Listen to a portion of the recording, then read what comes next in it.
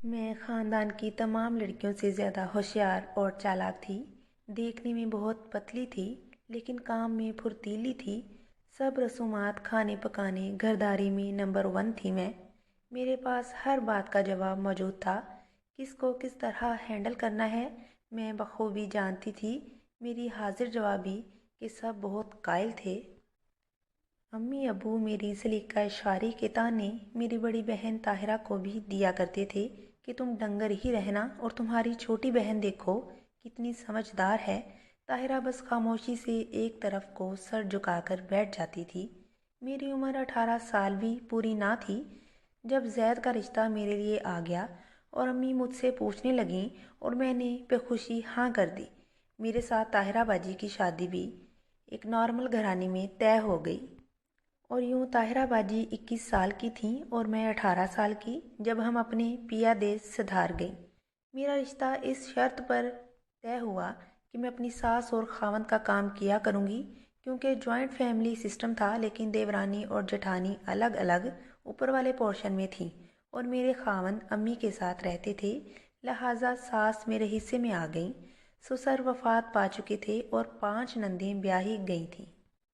देखने में काफ़ी माकूल और मुनासिब घर था, लेकिन आहिस्ता आहिस्ता हकीकत आश्कार हुई।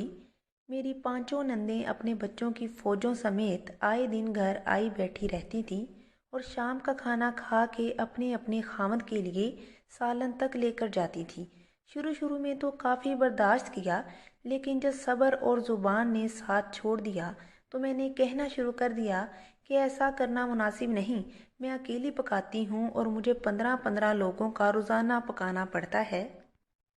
लेकिन खामन साहिब उल्टा मुझ पे चढ़ दौड़े कि तुम कम ज़र्फ़ हो, घटिया तबीयत की मालिक हो, किसी को खिला के राज़ी नहीं। वही रवायती खराफात। मैं अब अल्लाह को रो रो कर दिखाऊं कि अपने माँ बाप की इतनी लाड ली और यहाँ जलील हो रही हूँ। बाबा दिल के मरीज़ थे, लिहाजा उन्हें बता भी नहीं सकती थी और खामोश रह नहीं सकती थी, क्योंकि सेहत बहुत ख़राब होती जा रही थी। खावन साहिब कभी साथ ना देते। अम्मा जी के रौब व एहतराम में चुप रहते और हमेशा मुझसे खफा रहते। कभी मुझे हंस के ना बुलाते, हमेशा जली कटी सुनाते। देवरानी जठानी जलती पे तेल डालती और मज़ीद लड़ाई चलती रहती। ताहिरा बाजी ब्याह के परदेश चली गईं। बाजी जब जब पाकिस्तान आती मुझे मिलने, मेरे ससुराल वाले ताहिरा बाजी की सलीका मंदी और खावंद की खिदमत को देख कर उनके कसीदे पढ़ते।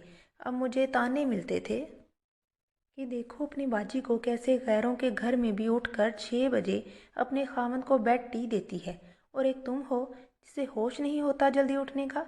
अब मैं सोचती थी शादी से पहले ताहिरा बाजी के दिल पे क्या गुजरती होगी जब उसे सगे वालिदैन ताने देते थे। अब मुझे बाजी की हालत समझ आती थी और बहुत दुख होता था।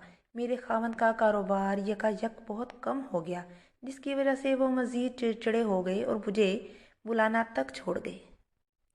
उनकी लापरवाही और काम की ज़्यादती के बायस मैं काफ़ी बीमार रहने लगी। अक्सर चक्कर आ जाते और बेहोश हो जाती। बीमारी की वजह से सूख के कांटा हो गई।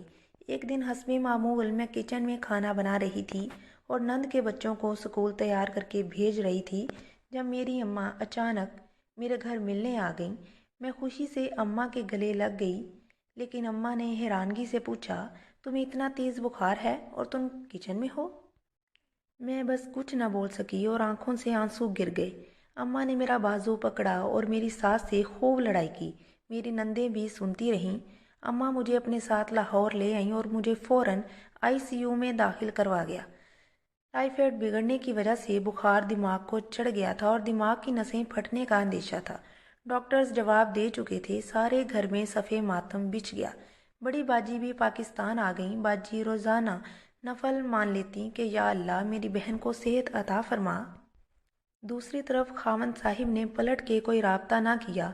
वो तो मज़ीद गुस्से में थे कि मेरी मर्ज़ी के बिना मेरी बेगम को कैसे ले गए हैं। दिन गुजरते गए, हालात बेहतर हो गए और मैं एक बार होश में आ गई। अब मेरी अम्मा ने मेरे खामद को फ़ोन किया और सारा हालो अहवाल बताया तो वो उल्टा मेरी अम्मी पे चढ़ दौड़े कि एक तो आपकी बेटी कामचोर थी, दूसरा आए दिन बीमारी का बहाना लगाई रहती थी। अम्मा ने बहुत कहा, लेकिन वो हस्बे मामूल गरजते बरसते रहे। अम्मा और अब्बा सर जोड़ के बैठ गए और मेरे ससुराल से बड़े लोगों को बुलवाया गया और अलग घर का मुतालबा किया गया, जो कि नामंजूर हो गया। मुझे उस वक्त बहुत तकलीफ़ हुई जब मेरे खावंद ने मेरा हाल तक न पूछा और उल्टा हस्बे मामूल अपने कारोबार का रोना रोते रहे।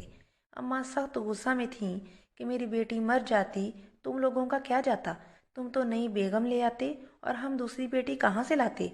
मेरे खावंद ने नई चाल चली और तलाक की धमकी दी। मेरे अब्बा फ़ौरन खड़े हो गए और कहने लगे, अभी तलाक दो फ़ौरन, तुम्हें बेटी दी थी, बेची नहीं थी। मेरे खावंद लड़ते बोलते वापस चले गए। अब जैसे ही मेरे खावंद अपने घर पहुंचे तो मेरी सास और नंदें कहने लगी, दफ़ा करो इस बीमारन को, ना काम की ना काज की, 24 घंटे बीमार, तुम इसे तलाक दे दो और हम तुम्हारे लिए इससे भी अच्छी और खूबसूरत बीवी लाएंगे।